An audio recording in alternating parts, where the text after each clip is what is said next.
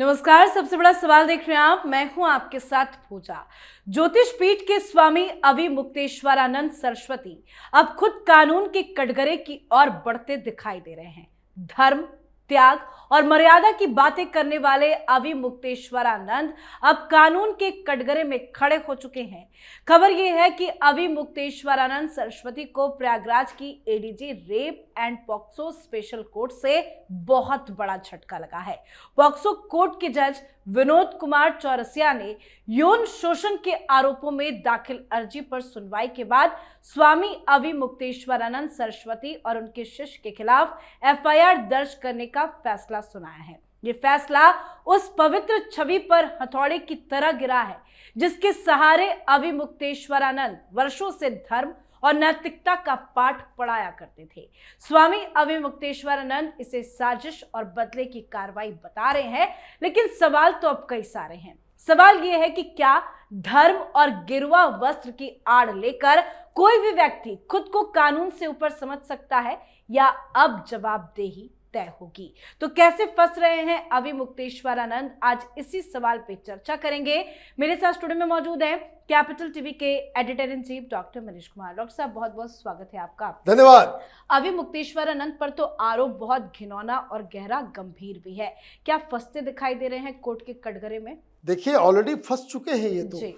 क्योंकि कोर्ट की तरफ से चीजों को संज्ञान में लिया गया और एफआईआर दर्ज हो, बकायदा इनके नाम से ये आरोपी बने हैं। तो इसका मतलब क्या है? इसका मतलब है कि ऑलरेडी वो बहुत बड़ी समस्या में फंस चुके हैं। मामला पॉस्को का है, बच्चों के साथ यौन शोषण का है, तो ये तो बड़ा गंभीर है। दो चीज है इसमें, एक नैतिकता और दूसरा कानून। बहुत सारे लोग शंकराचार्य कह रहे थे, तो उन लोगों को तो शर्मसार आज होना होगा। नैतिकता का तकाजा यह है कि जो भी मठ पीठ, कोई भी रिस्पॉन्सिबिलिटी, जो कुछ भी इनके पास है, उससे इनको इमीडिएटली मुक्ति ले लेनी चाहिए। क्योंकि एक ऐसे व्यक्ति जिसके ऊपर इस तरह का आरोप है, और यह आरोप किसी का मौखिक नहीं है, कोई प्रेस कॉन्फ्रेंस में लगाया हुआ आरोप नहीं है, और यह आरोप कानून के द्वारा, कोर्ट के द्वारा लगाया गया है। मामला तो यह गंभीर ऑलरेडी हो गया। और इस तरह के गंभीर मसले पे कोई भी ये स्वीकार नहीं करता है कि ये गलती है, और इसी तरह वो भी कह रहे हैं कि ये साजिश है, मुझे फंसाया जा रहा है। देखिए भाई, साजिश है, अच्छी बात है, आप अपने डिफेंस में सारी चीजें कह रहे हैं, लेकिन जब तक यह साबित ना हो जाए कि आप पाक साफ हैं, ये तमाम पद से और अखाड़ा परिषद और तमाम इस तरह के जो लोग जिनके ऊपर सब जिम्मेदारी है, उनको ये कहना चाहिए कि बाबा जी, हो गया आपका काम। अब जब आप इन तमाम आरोपों से आपको मुक्ति मिल जाए, तब आप धारण करें ये जगह। तो एक तो ये बड़ी चीज जो है वो नैतिकता के आधार पे आज वो रुसवा हो गए, तो हो गए, क्योंकि कोई आरोप किसी व्यक्ति के द्वारा नहीं है, ये कोर्ट का आदेश है। और ये अगर अपने पदों से अलग नहीं होते हैं तो सनातन की भी बहुत बदनामी होगी। कारण इसका जो लीगल पहलू है वो बड़ा खराब है। एफआईआर दर्ज हुआ है तो गिरफ्तारी भी होगी।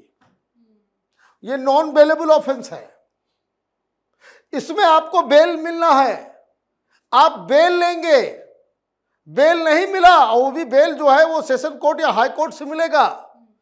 ऐसे केसेस में जो आरोप जितने गंभीर लगते हैं, जितना ज्यादा साक्ष्य होता है, उतना ही ज्यादा चांसेस होता है कि यदा कदा इसमें बेल मिलता है, अदरवाइज बेल नहीं मिलता है।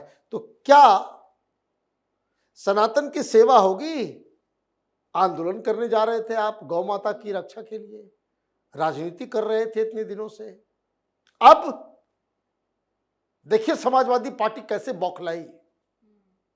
उसके प्रवक्ता जो है वो टीवी पे आ रहे हैं तो उसके मुंह से फेन निकल रहा है। नहीं, लेकिन इस पर तो अखिलेश यादव को कुछ कहना चाहिए था, क्योंकि वो बार बार अभय मुक्तेश्वरानंद जी की सेवा करते हैं, उनकी तारीफ करते हैं, अरे उनको देखिए बचाने की वो कोशिश तो करते ये थे। तो देखिए पॉलिटिकली दो टूक में बात बोलूंगा। अभी मुक्तेश्वरानंद वो अखिलेश यादव का प्रचार करने में लगे हुए हैं, वो उसको मुख्यमंत्री बनाना चाह रहे हैं। भारतीय जनता पार्टी में कुछ लोग जो है वो ब्राह्मणवाद के नाम पे पता नहीं कौन कौन सा खेल खेल रहे हैं। ये सब वही से शुरू हुआ, अब उसकी परिणति देखिए।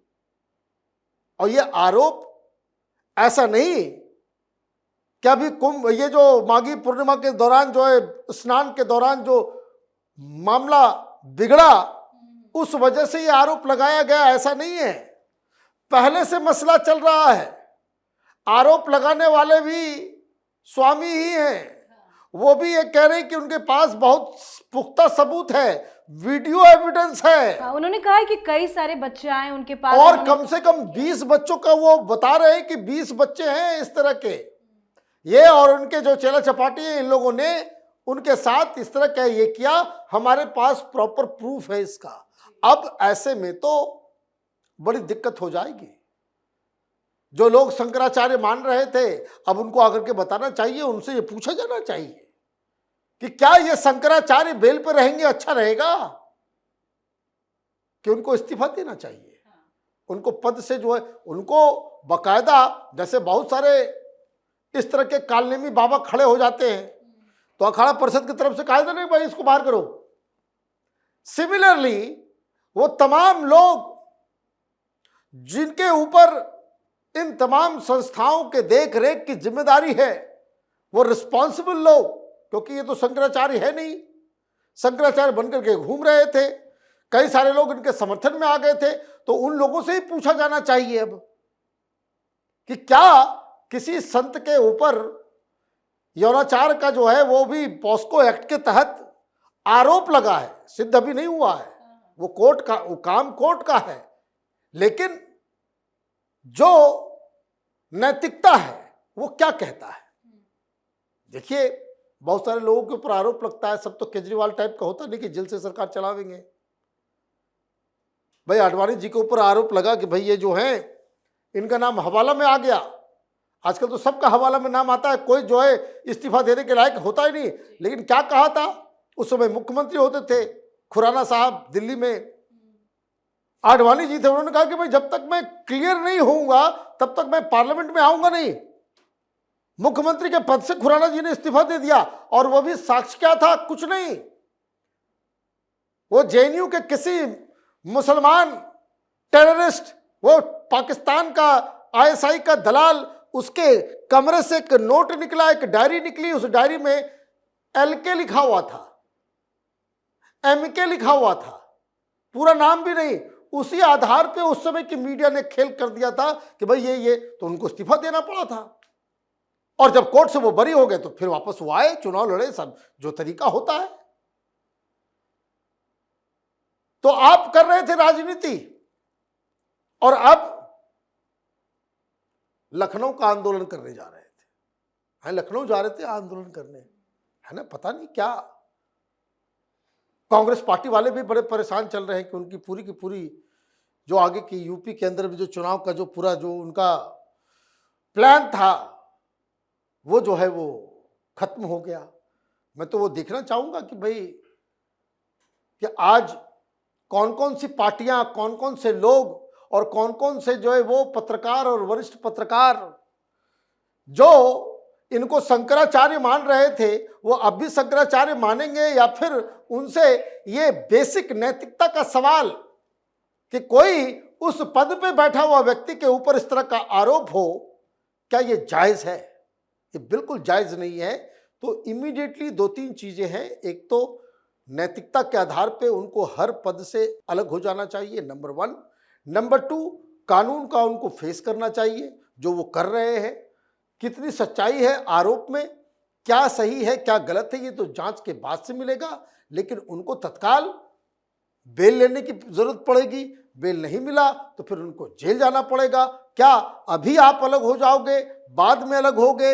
ये सारी चीजें जो है मुझे लगता है कि ऐसे दुविधा में आज सनातन समाज फंस गया है कि एक व्यक्ति की वजह से जो ये पूरा का पूरा जो कलंक जो है वो सनातन धर्म के ऊपर लग रहा है। बिल्कुल सर, बहुत बहुत धन्यवाद सर समझाने के लिए। धन्यवाद। तो संगम नगरी प्रयागराज के विशेष पॉस्को कोर्ट ने ऐतिहासिक आदेश जारी करते हुए ज्योतिष पीठ के स्वामी अविमुक्तेश्वरानंद सरस्वती के खिलाफ एफआईआर दर्ज करने का निर्देश दिया है। यह आदेश नाबालिग बच्चों के यौन शोषण के गंभीर आरोपों के आधार पर दिया गया है। अदालत ने प्रयागराज पुलिस कमिश्नर को शंकराचार्य, उनके शिष्य मुकुदानंद और कुछ अन्य अज्ञात लोगों के विरुद्ध में मामला दर्ज कर जांच शुरू करने का आदेश दिया। मतलब अब एफआईआर दर्ज कर कार्रवाई की जाएगी। धर्म की आड़ में बैठा कोई भी चेहरा कानून से ऊपर नहीं है और जब बात मासूमों की सुरक्षा की हो तो न्याय का पहिया सबसे निर्मम होकर घूमता है। तो आप भी अपनी राय कमेंट करके लिखिएगा। देखते रहिए कैपिटल टीवी। नमस्कार।